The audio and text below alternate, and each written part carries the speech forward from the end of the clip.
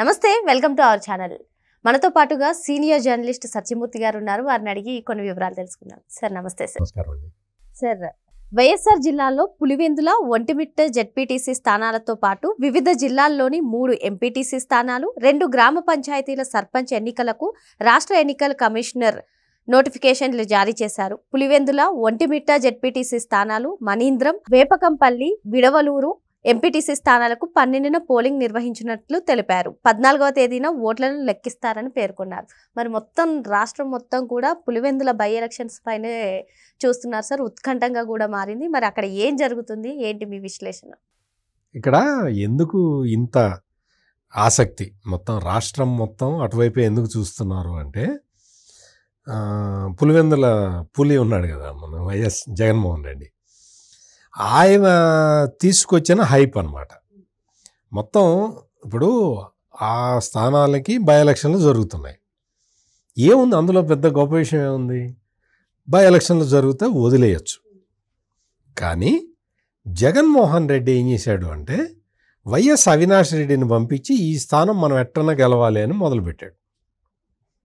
ఎట్లయినా సరే పులివెందుల జెడ్పీటీసీ మనం ఎట్లయినా గెలవాలి, నువ్వు చూడు అంటే అక్కడ వైఎస్ అవినాష్ రెడ్డి తన మార్కు రాజకీయం మొదలుపెట్టాడు. అందుకేనా సార్ ఎప్పుడు బయటికి రాని, అంటే చాలా రోజుల నుంచి బయటికి రాని అవినాష్ రెడ్డి ఇప్పుడు బయటకు తిరుగుతున్నాడు, ఊరు తిరుగుతున్నాడు, మనిషిని కలుస్తున్నాడు. తన మార్కు రాజకీయం మొదలుపెట్టిన తర్వాత అక్కడ పులివెందుల్లో తెలుగుదేశం పార్టీ అభ్యర్థి ఉన్నాడు బీటెక్ రవి. ఆయన అక్కడ కంటెస్టెడ్ ఎమ్మెల్యే, స్వల్ప తేడాతోటి ఓడిపోయాడు, అది వేరే విషయం. ఆయన ఏం చేశాడు, ఈ పులివెందుల జెడ్పీటీసీ ఉప ఎన్నిక జరుగుతున్నది, మరి మన ఏర్పాట్లు మనం చేసుకోవాలి కదా అని చెప్పి ఆయన వాళ్ళ పార్టీ వాళ్ళతో మాట్లాడుకొని క్యాంపెయిన్ మొదలుపెట్టాడు. క్యాంపెయిన్ మొదలుపెట్టిన తర్వాత అక్కడ పరిస్థితులు అనూహ్యంగా మారిపోయినాయి. మొత్తం అందరూ కూడా ప్రజల నుంచి బాగా విపరీతమైన స్పందన వస్తూ ఉన్నది తెలుగుదేశం పార్టీకి. బీటెక్ రవి చెప్పాడు, ఇట్లా మంచి స్పందన వస్తున్నదండి, ఇంకా కొంచెం మనం ఇక్కడ కొంచెం కాన్సన్ట్రేట్ చేసుకుంటే మనం పులివెందులు కొట్టేస్తామండి అని ఆయన ఏదో రిపోర్ట్ ఇచ్చినట్టున్నాడు. మనకు అవన్నీ తెలియవు. కానీ దాంతో ఏమైంది అంటే, వెంటనే ఆదినారాయణ రెడ్డి ఎమ్మెల్యే, తర్వాత Kadapa MLA Madhavi Reddy, TDP politburo member Srinivasa Reddy, వీళ్ళు కూడా వెళ్ళి మేము కూడా క్యాంపెయిన్లో పార్టిసిపేట్ చేస్తాము అని చెప్పి వాళ్ళు వచ్చారు. ఇన్ఛార్జి మంత్రి సవితమ్మ కూడా, వాళ్ళు కూడా వెళ్ళి ప్రచారం చేస్తున్నారు. సహజం కదా, మరి వాళ్ళ ప్రయత్నం వాళ్ళు చేయాలి కదా. వాళ్ళకి విపరీతమైన రెస్పాన్స్ వస్తున్నది ప్రజల్లో నుంచి. ఈ రెస్పాన్స్ చూసిన తర్వాత వైసీపీలో క్షేత్రస్థాయిలో ఉన్న నాయకులందరూ ఒక్కొక్కళ్ళు వచ్చి తెలుగుదేశంలో చేరుతున్నారు. తెలుగుదేశం పార్టీలో చేరుతుంటే జగన్మోహన్ రెడ్డి ఏం చేశాడు అంటే, అదేందా వాళ్ళు తెలుగుదేశంలో చేరుతున్నారు, వాళ్ళని ఆపండి అంటే, అక్కడ వైసీపీ లీడరు సతీష్ రెడ్డి కానీ ఈ అవినాష్ రెడ్డి వీళ్ళందరూ కూడా వాళ్ళని బెదిరించడం మొదలుపెట్టారు. మీరు మళ్ళీ మేము అధికారంలోకి వస్తాము, మామూలు ఉంది కదా, రప్ప ఉంది కదా, మళ్ళీ మేము అధికారంలో మీ అంతు తెలుస్తాము, మీరు ఎక్కడిపోతారు, తెలుగుదేశంలోకి ఎట్టబోతారు మీరు అని బెదిరించడం మొదలుపెట్టారు. బెదిరించడం మొదలు పెడితే వాళ్ళు ఇదేంటండి, మేము రాజకీయంగా మేము తెలుగుదేశం పార్టీ, బీటెక్ రవి ఏం చేస్తున్నాడంటే, మొత్తం పులివెందుల నియోజకవర్గం మొత్తం ఓడిపోయిన నెక్స్ట్ డే నుంచే విస్తృతంగా పర్యటిస్తూనే ఉన్నాడు, ప్రజల్ని కలుస్తూనే ఉన్నాడు. వాళ్ళకి ఈ తల్లికి వందనం స్కీమ్ వచ్చిందా లేదా కనుక్కుంటు, నిన్న మొన్న ఈ అన్నదాత సుఖీభవ పెడితే మొత్తం రైతులందరినీ వాళ్ళ ఇది చేశాడు. ఇంతకు ముందు అంటే ఇవన్నీ చేయటానికి ముందు నీటి సంఘాల ఎన్నికలు జరిగితే మొత్తం బీటెక్ రవి మొత్తం అన్ని స్వీప్ కొట్టాడు, మొత్తం అంత తెలుగుదేశం వాళ్ళే గెలిచారు నీటి సంఘాల ఎన్నికల్లో. అది చూసిన తర్వాత పులివెందుల జెడ్పీటీసీ ఉప ఎన్నిక మీద జగన్మోహన్ రెడ్డికి డౌట్ వచ్చి సతీష్ రెడ్డిని, అవినాష్ రెడ్డిని వీళ్ళందరినీ పెట్టి మనం ఎట్లయినా సరే అది గెలవాలని ఒత్తిడి తీసుకొస్తూ ఉంటే, ఆ ఒత్తిడి భరించలేక ఒకవైపు, రెండో వైపు ఏమో తెలుగుదేశం పార్టీ అన్ని సంక్షేమ కార్యక్రమాలు చేస్తుంది. అక్కడ మొత్తం అందరికీ పెన్షన్లు ఇవ్వటం కానీ చాలా లిబరల్గా రాష్ట్రం మొత్తం అయితే ఎట్లయితే ఇస్తున్నారో పులివెందుల్లో కూడా అట్లాగే ఇస్తున్నారు. మామూలుగా ఏంటి అంటే జగన్మోహన్ రెడ్డి ముఖ్యమంత్రిగా ఉన్న సమయంలో కుప్పంలో ఎవరికి ఇచ్చేవాడు కాదు.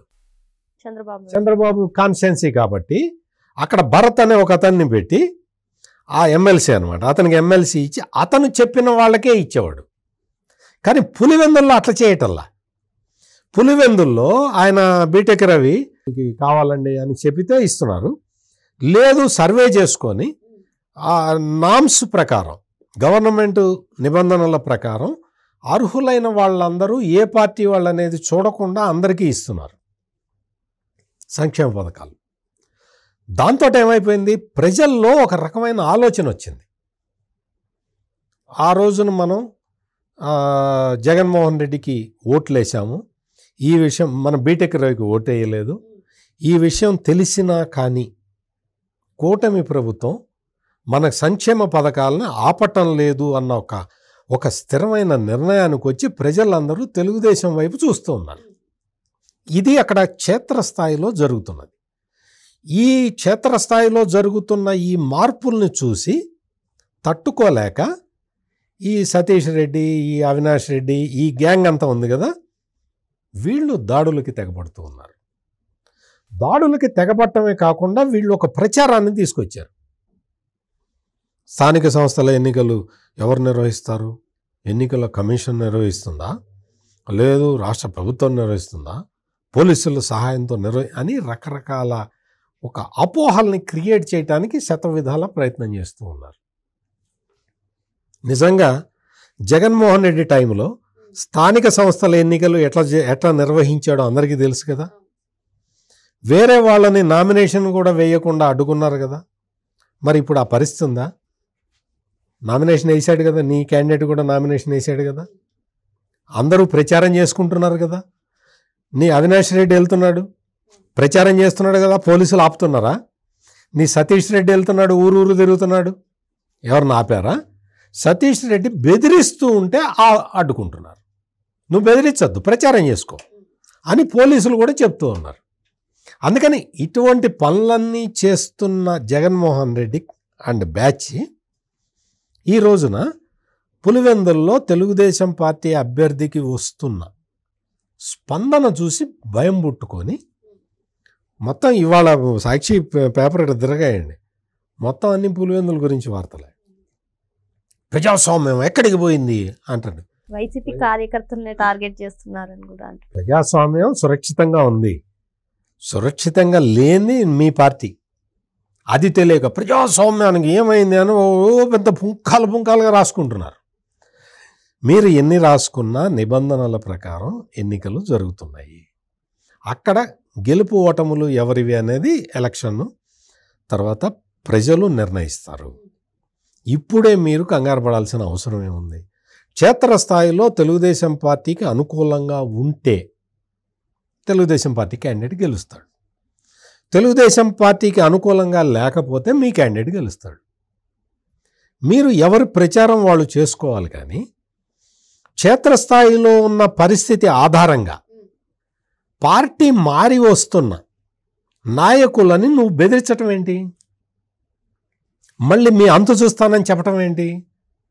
మళ్ళీ మేము ఒక 3 ఏళ్లలో మేము అధికారంలోకి వచ్చిన తర్వాత నీ తాట తీస్తామని వాళ్ళని బెదిరించి రప్ప డైలాగులు చెప్పటం ఎంతవరకు కరెక్టు? తెలుగుదేశం పార్టీ వాళ్ళు ఎవరినన్నా ఇగో మేము బెదిరించారు అని ఎవరన్నా కంప్లైంట్ చేశారా? ఎక్కడైనా అటువంటి కంప్లైంట్లు ఉన్నాయా? తెలుగుదేశం పార్టీ వాళ్ళు ప్రజాస్వామ్యబద్ధంగా ప్రచారం చేసుకుంటూ ఉన్నారు. నువ్వేం చేస్తున్నావు? ప్రత్యర్థుల్ని బెదిరిస్తూ ఉన్నావు. నీ పార్టీలో నుంచి ఎవరన్నా వెళ్ళిపోతే వాళ్ళని బెదిరిస్తూ ఉన్నావు. మరి వాళ్ళకి రక్షణ కల్పించాల్సిన బాధ్యత పోలీసులది కదా. ఇక్కడ క్షేత్రస్థాయిలో ఏంటి అంటే మొత్తం అంతా కూడా పులివెందుల నియోజకవర్గం అంతా కూడా తెలుగుదేశం పార్టీ కూటమి ప్రభుత్వము వీళ్ళు చేస్తున్న పనులకి ప్రజలందరూ కూడా ఆకర్షితులై ఉన్నారు.